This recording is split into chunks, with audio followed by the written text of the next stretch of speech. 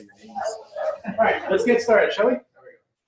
So, did you guys solve the problem during the break? Yeah, I did.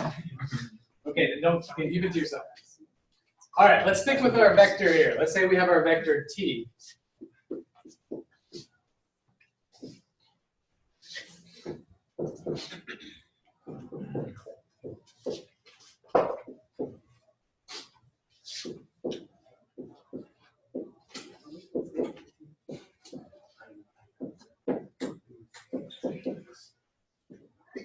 Say we have a vector t like so, okay?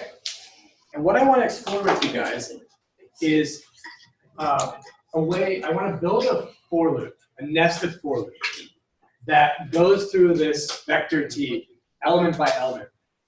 Because I have some process I want to do, some analysis I want to do on every element, element by element. I don't know what that process is yet. We'll play with some in a moment here, but what do you guys think? Doable?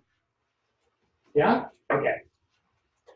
So let's think about algorithmically first. Let's not write any code yet. So what might the pseudocode look like, or the structured plan, as Hans likes to call it? What might that look like?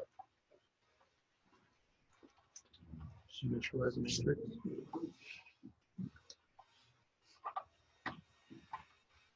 You can run through one row or column at a time, and then each element row or column. Okay. Did everybody hear that? You can unwind one. To do that. I don't want to do that for a variety of reasons. Let's do the nested for loop. Yeah. I want to make things complicated. But that's a good suggestion. You could unwind it. Let's not do it. I did hear somebody else suggest some other thing to do first. No? So I'm thinking about the matrix way to solve it. I like that method. Actually. I know. Yeah. Yeah. Well, I like it too. But No, I get it. I get it. We're doing nested for loops here.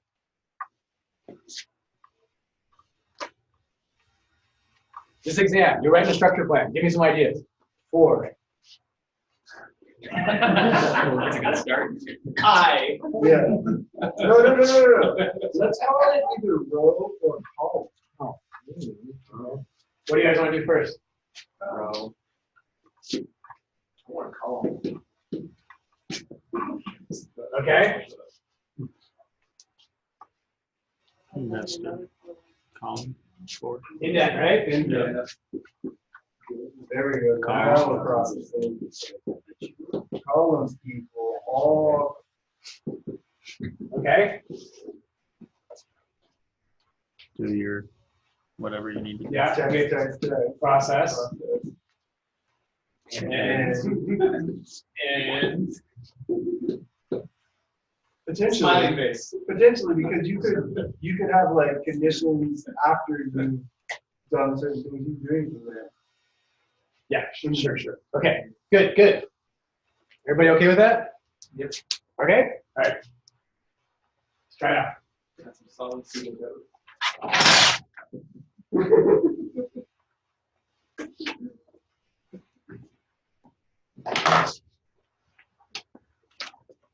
All right, definitely, if you haven't been taking notes yet, start taking notes, because I'm going to introduce some stuff that I don't think is anywhere in the book, not that I've seen. I think it's very I'm going to have to kill myself. Screen is almost showing up in the board. Yeah, we're going to fix it.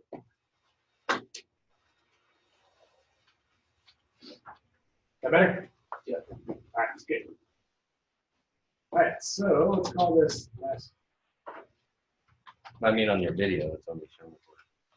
Yeah, once I switch to the when I want to share MATLAB, it's smaller.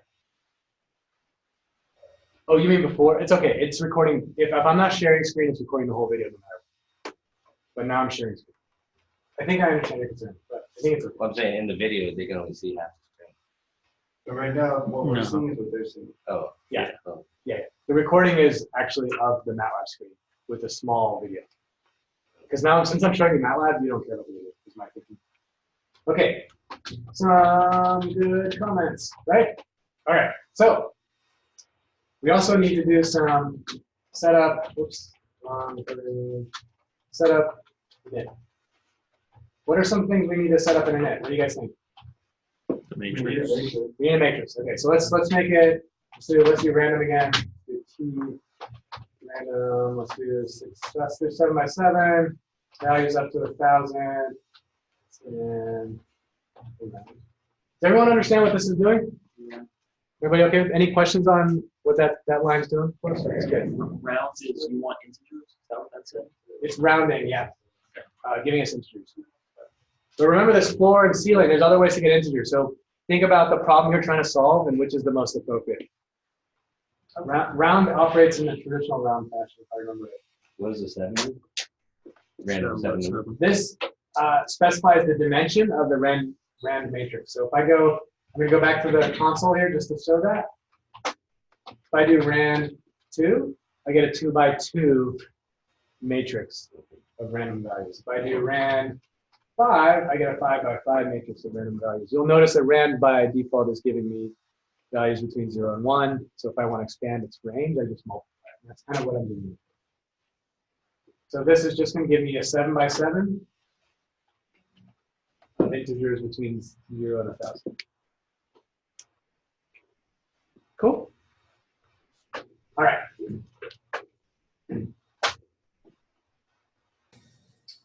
So let's start with my first for loop and then think, maybe as we do that, maybe I'll realize I need to do some initialization stuff. Okay? What do you guys think this first, the outer for loop needs to look like? And let's be consistent with our structure plan. Okay, so I got my for command. Row. Okay. Okay. 1. Colon. Length. Oh, now this is more complex. This is super hard. Well, we know that we have 7 by 7, so it won't be dynamic, but we could say 7. Well, the thing is, you can do the length, but I'll go through that, what you just said, the one element at a time, one column at a time.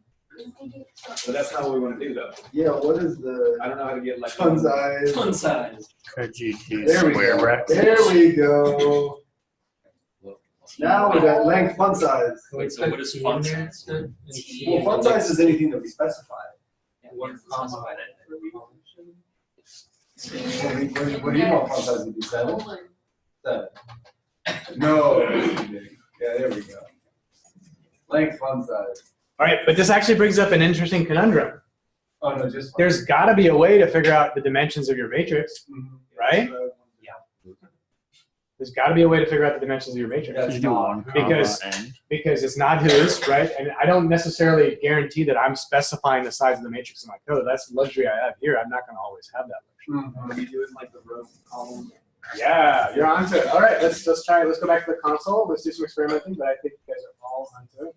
Here's T, right? We got my T.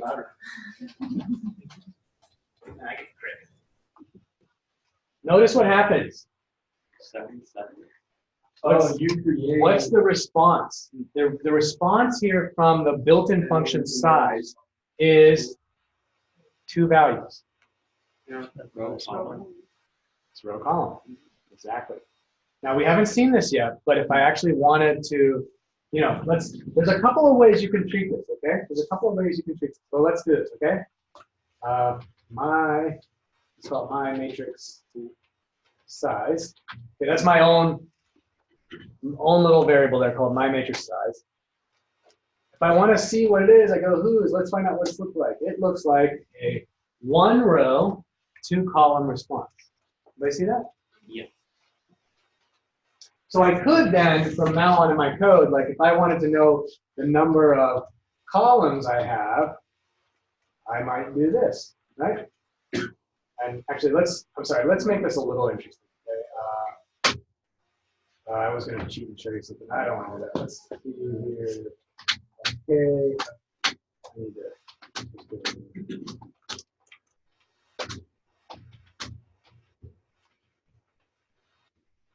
That's better. Okay. I wanted different dimensions just to make it super clear. The row and column I wanted to make.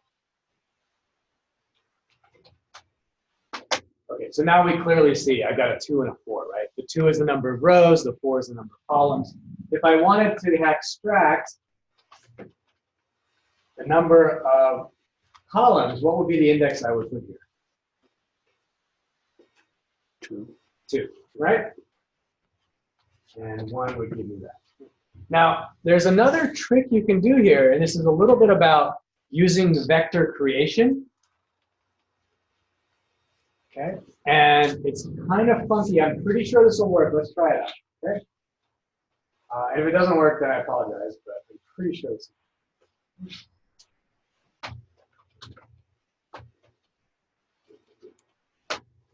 Oh, really? Yeah, it works. Great. Now this is funky, right? So here we are using our vector notation. We're saying, hey, let's build a vector. Or kind of not really. Take the value that's coming out of this. I know it's going to be a vector, and stick one of the values, the first one into this variable I'm calling row, and the other one into the variable I'm calling column. And voila, I got row and column as 2 separate variables. I don't know if the book talks about this. It must, but I haven't seen where it talks about it. This can be used anywhere. It's not unique to just the size function, right? Anytime you're getting multiple values back, and say the multiple values have these unique meanings or unique characteristics, and here we have row and column. And I just want a convenient, a little bit more readable way to use it throughout my code. I can do that. There is absolutely nothing wrong with doing it the other way, with my matrix size and then indexing 1 or 2. Nothing wrong with that. This is perhaps more convenient for some. That may be more convenient for others. Everyone see that? All right, which one do we want to use in our code? Your call. My matrix size index. My matrix size and index? Let's do it. First one who speaks gets the answer. Well, let's get rid of font size for sure. Well, this allows us to So that's scale the dynamic? problem. Okay. It allows us to scale the problem. I'm okay with that.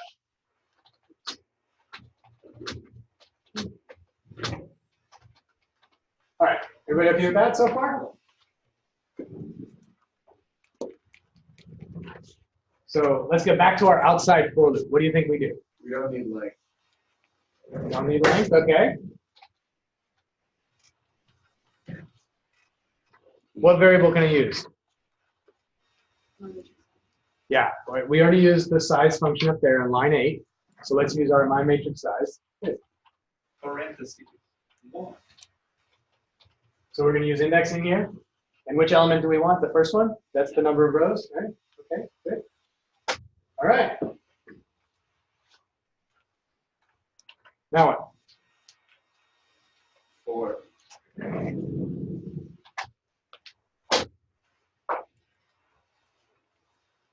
Oh. 1 colon my matrix size 2. Nice. Now here's where our process is. I don't have an interesting process, so we'll just do. I want to I just want to output using display the value at that row column. So what does that look like? Does it say? This. What am I displaying? Which variable am I taking the value out of to display?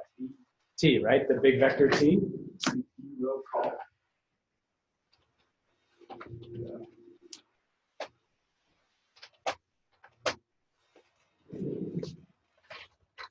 Yeah, let's pause for a moment there. How do we feel about this? Do we have some questions? Who's inside?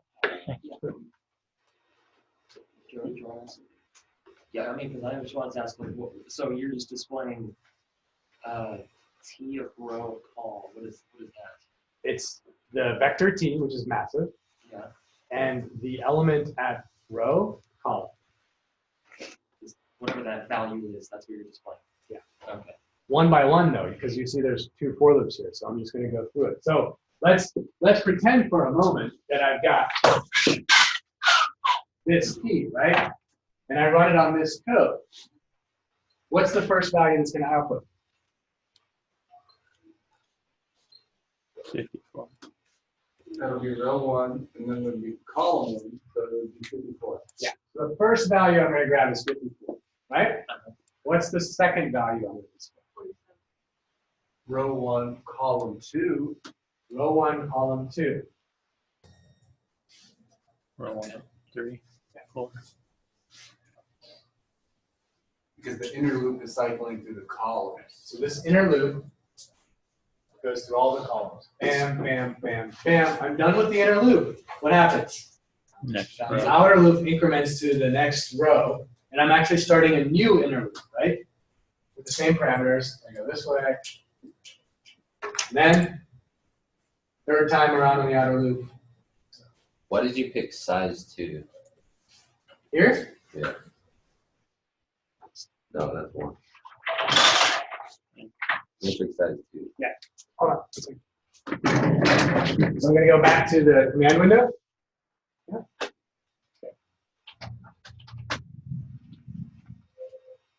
Okay, so let's say we have k like so, right? So we're not using matrix then? No, I'm going to show you in a second. So I say my matrix size equals size of k. Right? This is just like exactly what happens in it, yeah? And what happens is size is a built-in function. Yeah? It returns 2 values. The first value is the row size of my vector. The second value is the column size. And so if I say my matrix size 1, then I'm saying, look at this vector that we've just created. Look at this vector and give me what's it index. If I say my matrix size 2, look at this vector that we see here and give me what's it. And I know, because of the code that I've written, MATLAB actually doesn't know, but I know because of the way the code's written, that index 1 represents the number of rows, index 2 represents the number of columns. And that just happens to be the way this is, the way I did it. Does that make sense? Oh, okay, yeah. If we go back to the code, we're seeing exactly the same thing. Here, we're doing size on our vector, size on our matrix T. My matrix size is going to have 2 elements. The first element is the number of rows. The second element is the So this is using matrix T, not K. correct. That doesn't change the flow. I pop back into the command window so I can demonstrate what's happening more readily live, and then we go back to the code because it's a good record. Should we try it? Yeah. Okay.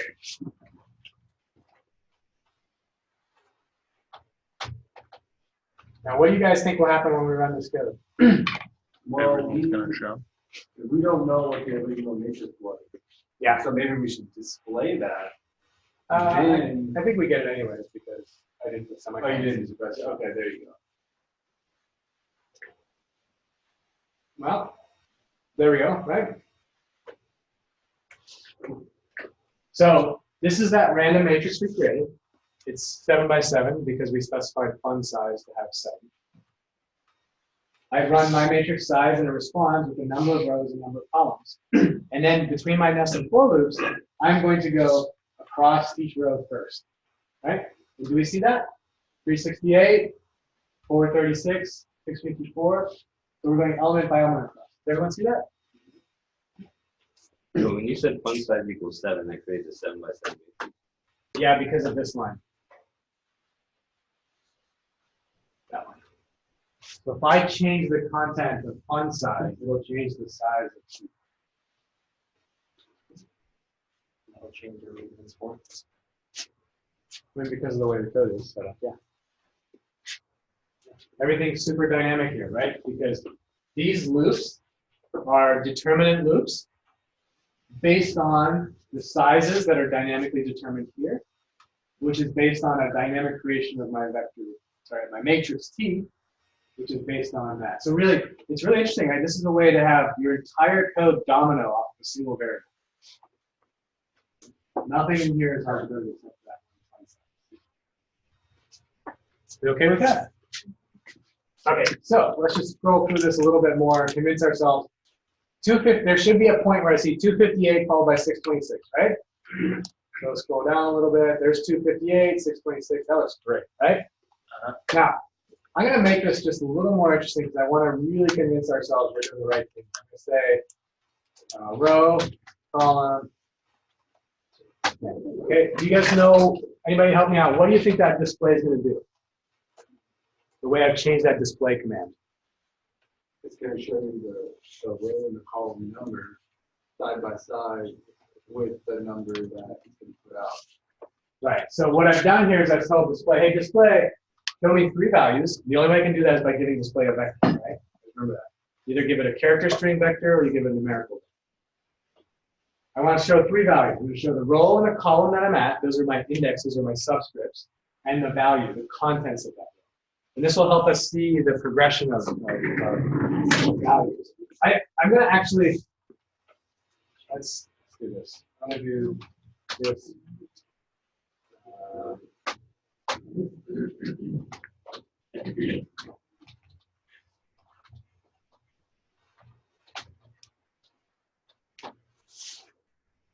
Just to give us a little formatting. You guys remember all this, how to do this? Yeah. Yep. Okay, good. And now just to show you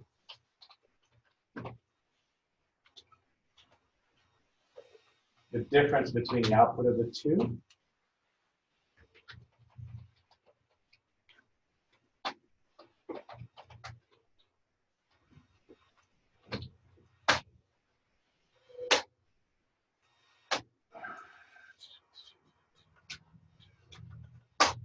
I think that's right. Okay, let's try running it. See what we get. I'm going to turn. All right, cool.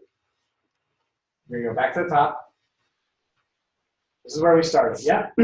First thing we do is we specify font size, and everything in this code dominoes after that. Yeah. We have a random matrix created, 7 by 7. Then my matrix size is determined, and then I do all these display statements. This display statement is the one without the character stuff. This display statement is with the character stuff. Everybody okay with that? There's just 2 display statements in a row. That's all it is. Yeah? And you can see here, the row is not incrementing. The row stays the same. So this is a way to see. This is the progression of your inner loop, right? You haven't changed anything in your outer loop. Your inner loop is progressing until it gets to here. This is the last time you're going through that inner loop, and then the outer loop progresses. A new inner loop starts. It goes 7 times. That inner loop now finishes right there, and we increment the outer loop and start a brand new inner loop. 7 times, et cetera, et cetera. How do you feel about that? If we are still not confident with this thing, we could do something else here. We could say, and I encourage you to do this. If you start getting stuck, I encourage you to really think about ways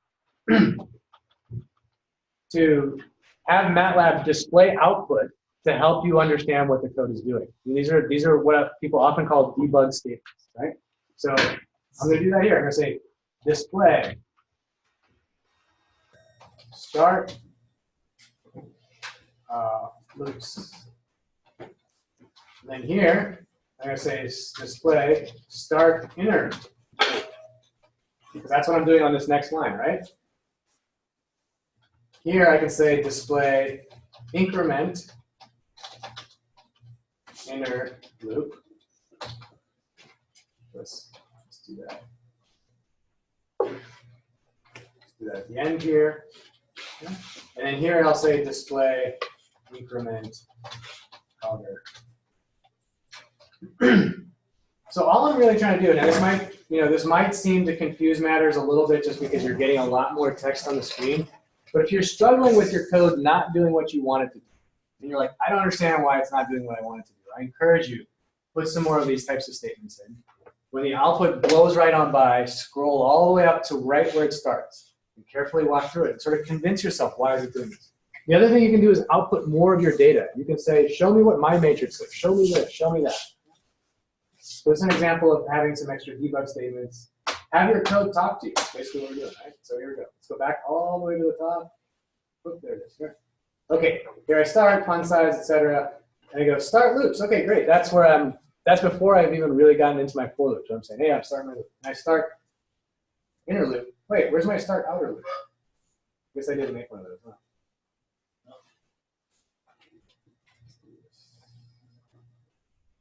Oh, I think stuff. yeah, this is basically the start. Okay, so you have to make sure your messages make sense too, right?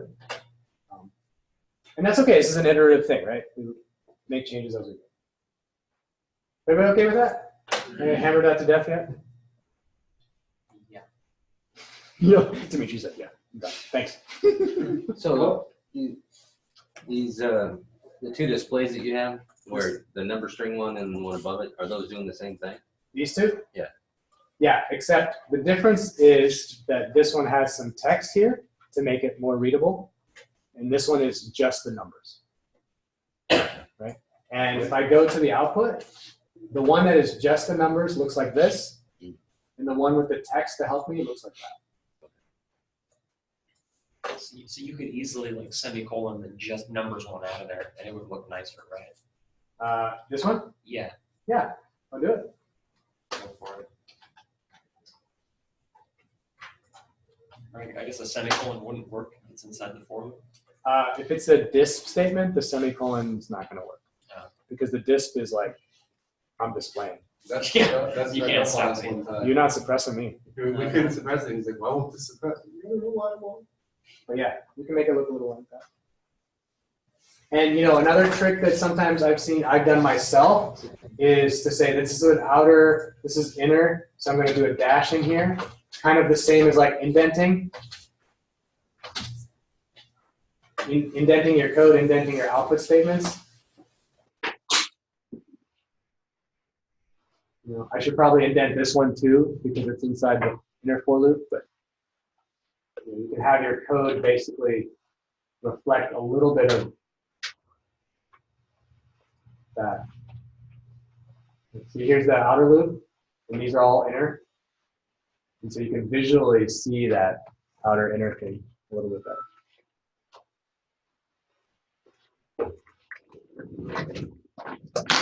Oh, let's go.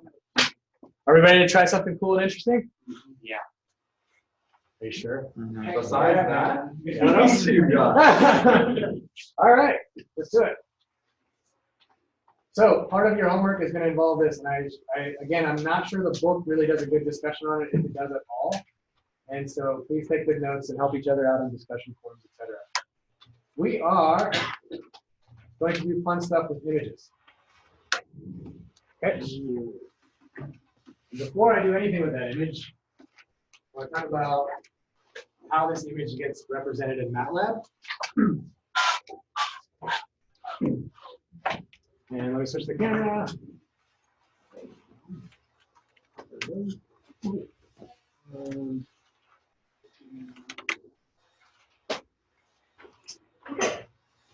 So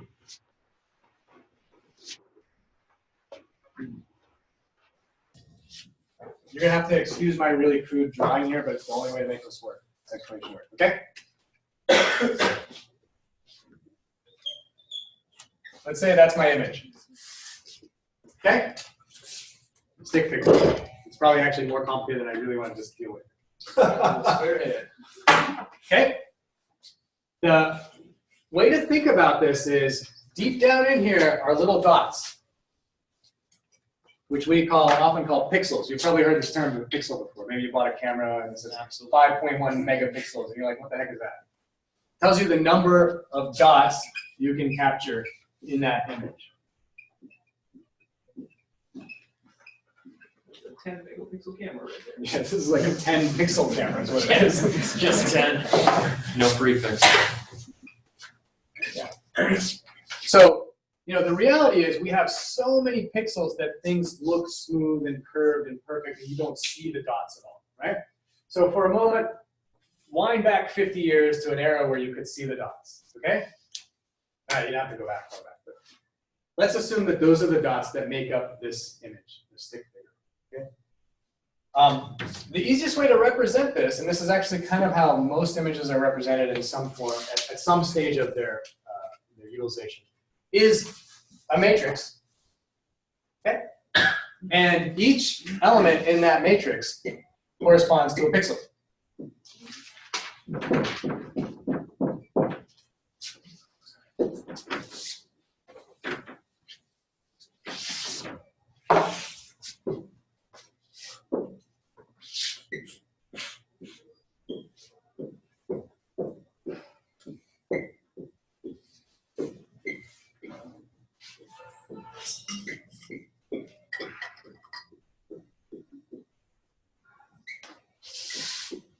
Okay. So if each of those elements corresponds to a pixel, then you have to talk about, okay, how, like, what should I put in each of those elements to represent the imagery that I'm trying to represent, right? To keep things simple, we could think of this as a black and white image, meaning we really have two options for every pixel. It's either white or it's black, right? 0 or 1. So pick some easy numbers, 0, 1. So what do we want? Do we want 0 to be black or white? You guys get to pick. What? Okay? And 1 is black. Okay? So if I have a matrix here and I want to represent this image, it's going to look something like 1. So I should conveniently have my zeros already. 1, 1, 1.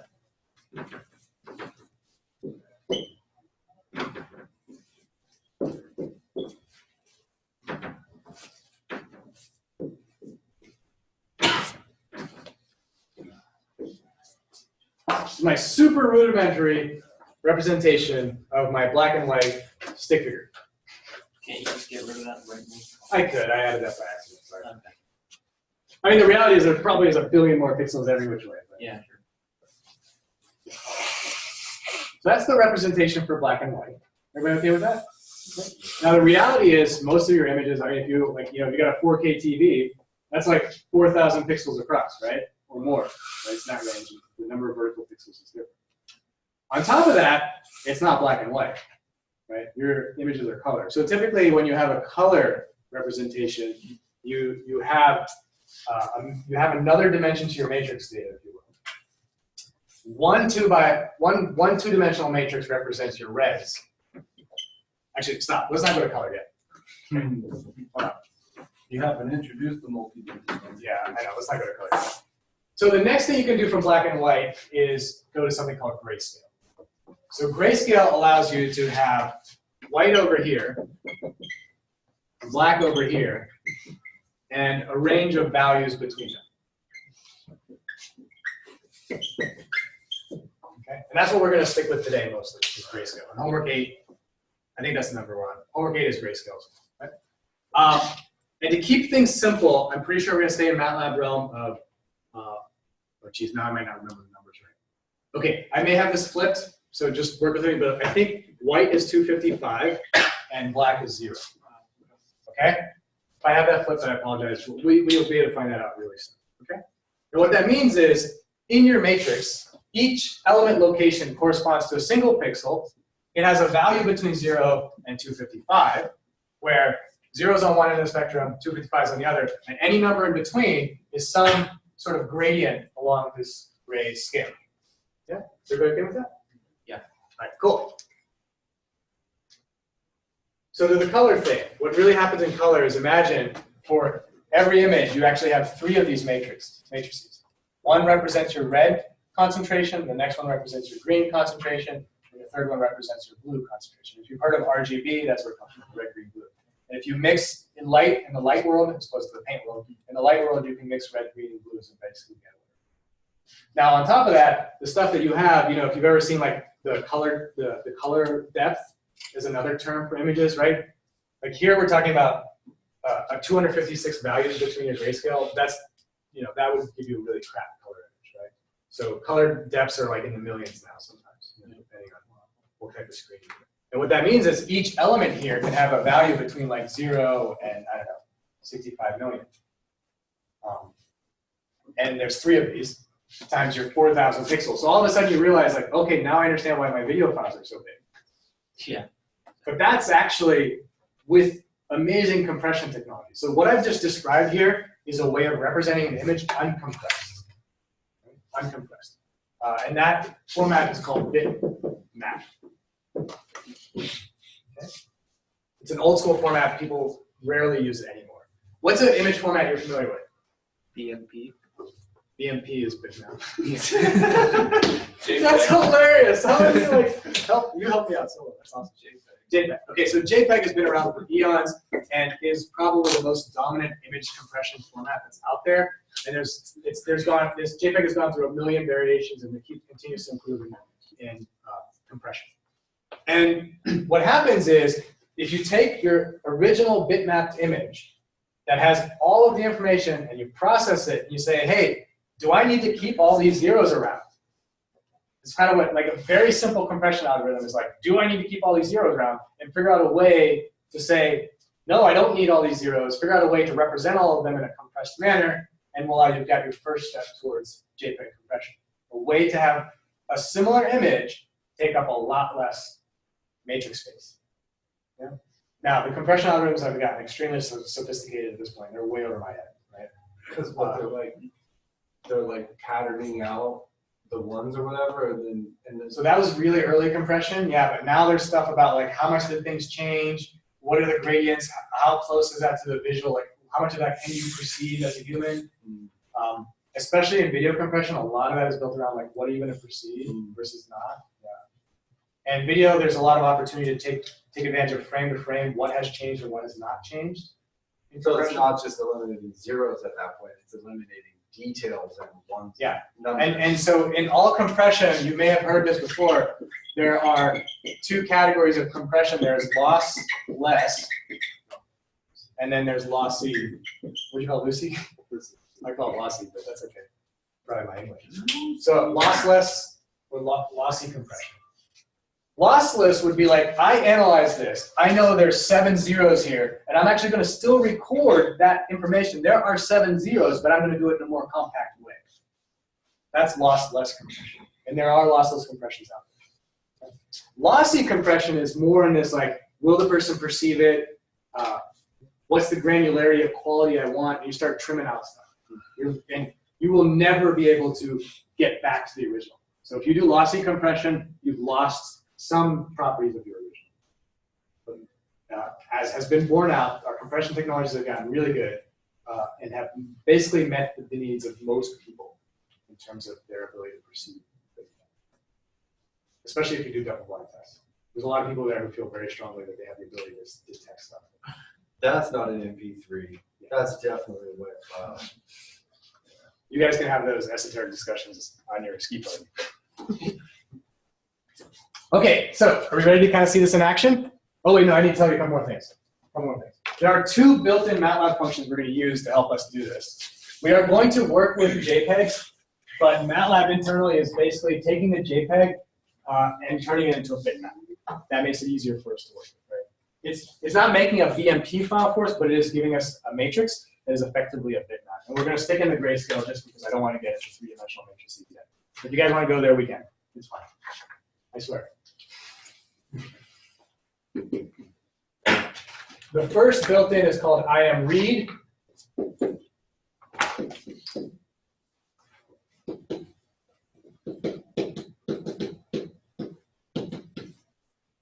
Okay? And I am read. Yeah, sorry.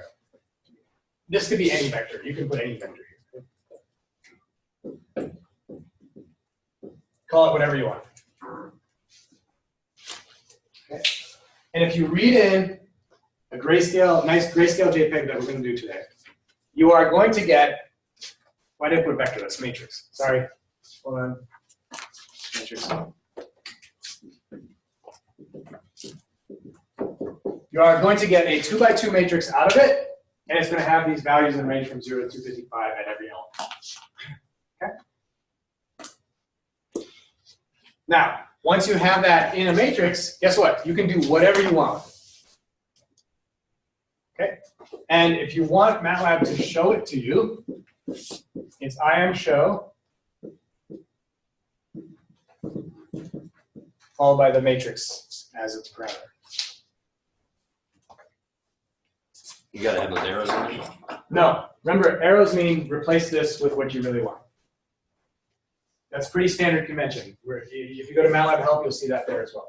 So is this, the triangle arrows. is this kind of like load where it's not actually the double? single? Or is it a double? Yeah. I think I tested it today with doubles and it worked, but this is in the realm of like, what is MATLAB picky about when? And it's because Billy Bob wrote I am read and Jilly Janet wrote load. And they were just had different perspectives on single and double quotes. Okay, that's right. I mean, I'm being slightly facetious, but not really. Like that's why I'm just curious, like, why it's inconsistent. Yeah, it's often because of different developers. Maybe there may be some legacy issue, like Copyright. no legacy meaning like Where the code originated in 1998, and in order to make sure that it continued working through all the years, it has to always be a single quote. And some deep, dark MATLAB cavern, there's a reason for it.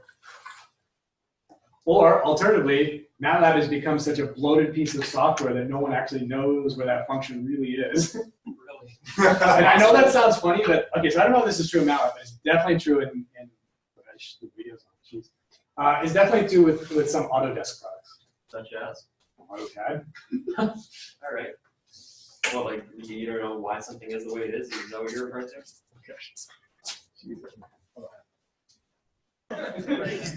Let's do this image stuff first, all right? If you press record, then we'll try. Yeah. Well, I think we're recording. Let's see. Okay, back to serious. Come on. Come on, guys. Are we recording? It's just recording the top one. Sweet, thank you. All right, cool. So here's our image. It's I got it from the internet. There's amazing things. And if you want I am read to work, you need to be in the same directory, same folder as your data file. Okay. So here we go. I am read, and we'll find out if double quotes works or not. I'm pretty sure it did because I did that test earlier today. And notice that I am read is going to come back with a big matrix. Okay. And this one I think is around 500 by 300 pixels, something like that, which may not seem that big, but it actually is. You know, for the perspective of what we're trying to do, it's a lot of numbers. So let's stuff this into something. What should we put it into? Image. No, let's think of something better. GG. I don't know what GG image. GG GG image. I like it. GG image. Okay. Oh, I didn't suppress it. Shoot. There we go. Okay. Now, if I want to figure out how big it is, I go whose, and I see GG images 384 by 500. So how many rows and how many columns? 340 rows and 500 columns, right? Tells you how much space it's taking, 192K. And you notice the class is uint8. Anybody have a hunch as to why that's the case? Because it doesn't need to be big, because they're just going to be tiny little numbers, so they're just going to be. Yeah. So we haven't really gotten to this yet, but to represent from 0 to 255, which is a standard grayscale, you only need 8 bits. And so you can do it with uint8. And I am read is smart enough to know that. We will talk about that a little bit, because I definitely want to, like later in the semester, I promised I wanted to talk a little bit about architecture and object-oriented programming. And it's a little bit off of the MATLAB topic, but I think it'll be interesting. So that's why it's a uint8. If you wanted greater depth of grayscale, it might end up being a double, or uint16. I think there's a uint16 in MATLAB. So 8 is chosen because 2 to the power of 8 is 256. Precisely. Nice work. Wow. Damn. So long. You guys are all like, forget. You guys can teach this class next semester. Yep. I can just chill out over in the corner.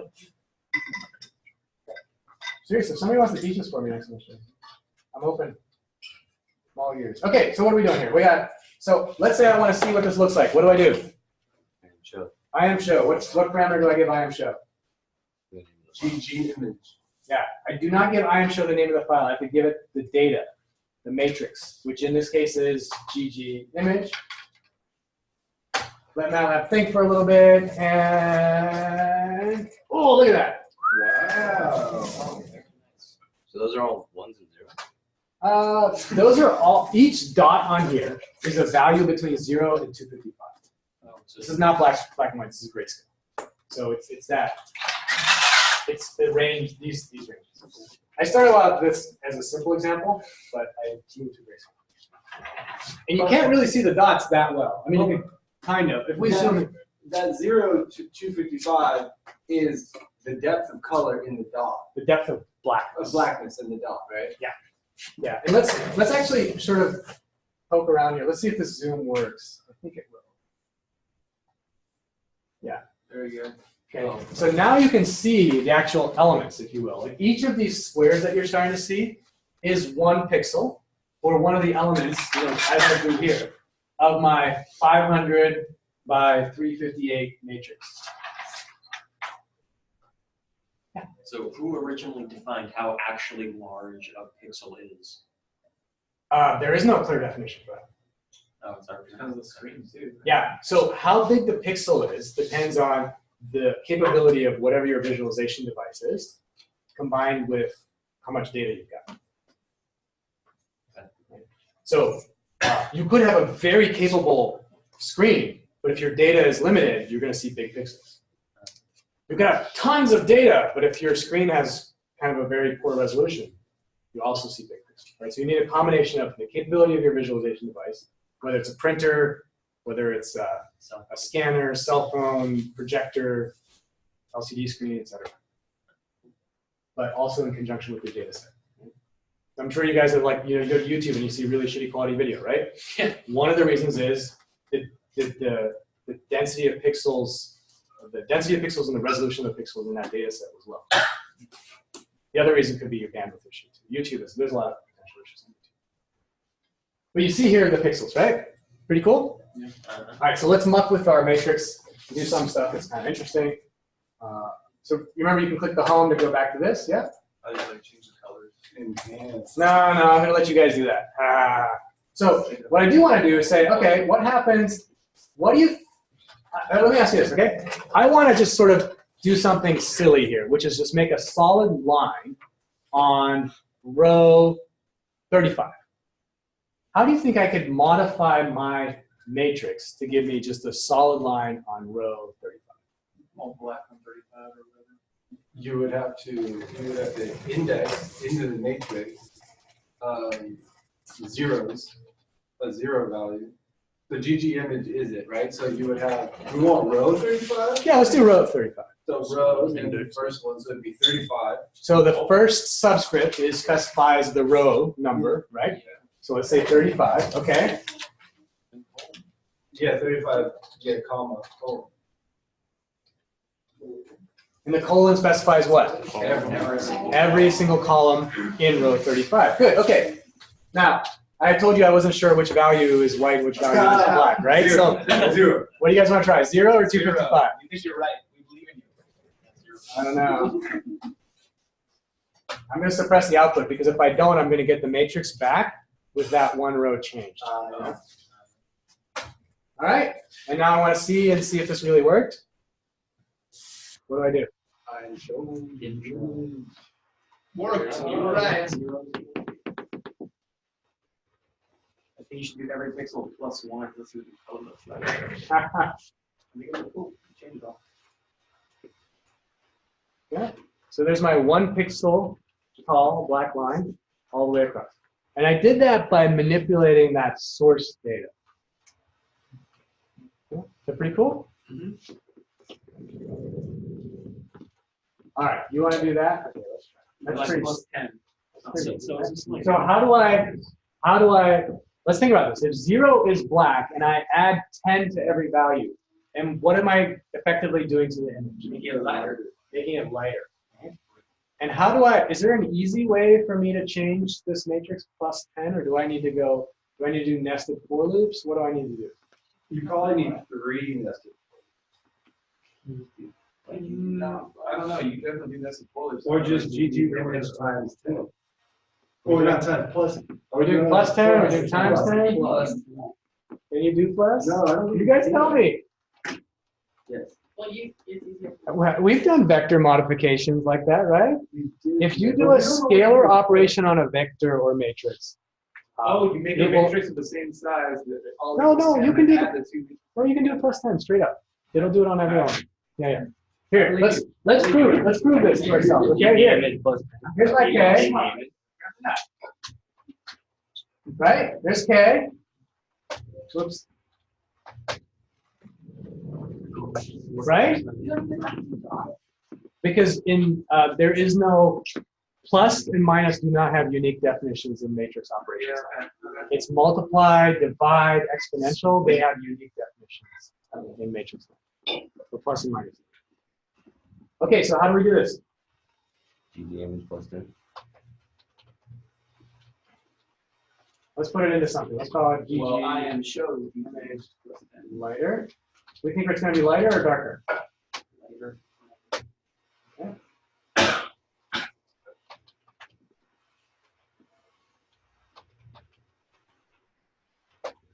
Okay, now, that's the original one, right? Does anybody remember how I create a new window? New bigger. Right, so now I have both of these, right? And I can do, I am show, because I want to prove myself that it actually is lighter, right? Image lighter. Whoops, thanks.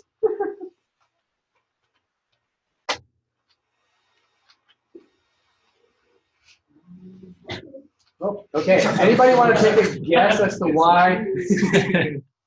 Anyone want to take a guess as to why this may have bombed? Yeah, I have a hunch as to why this bombed. Anybody want to take a guess? Figure doesn't work with images, right? No, I think that's here. That's a good question.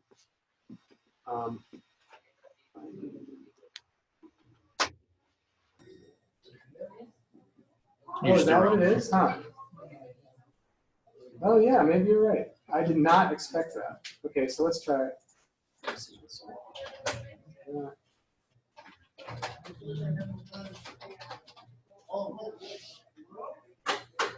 Oh, interesting. That was not expected. Hey, subplots work. Why does the figure not work?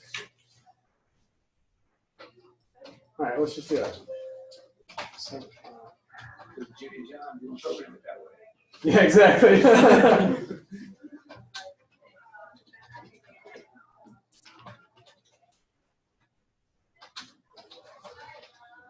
Everybody with what I'm doing here? Mm-hmm.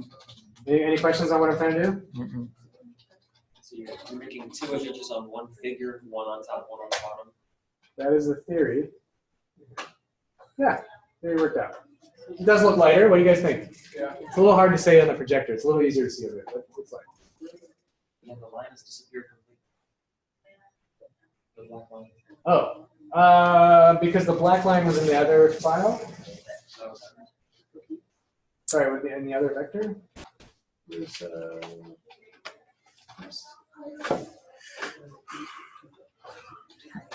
yeah, what happened to my black line?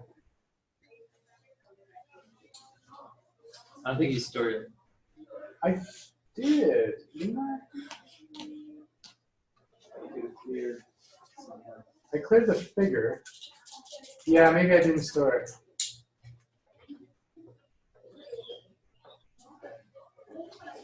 Oh, you guys,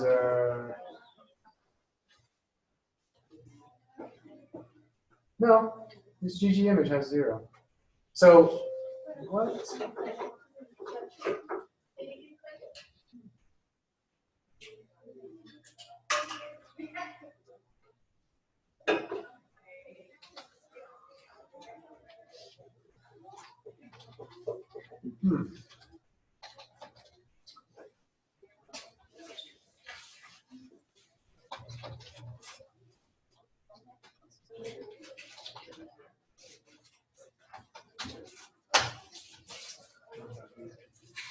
Huh.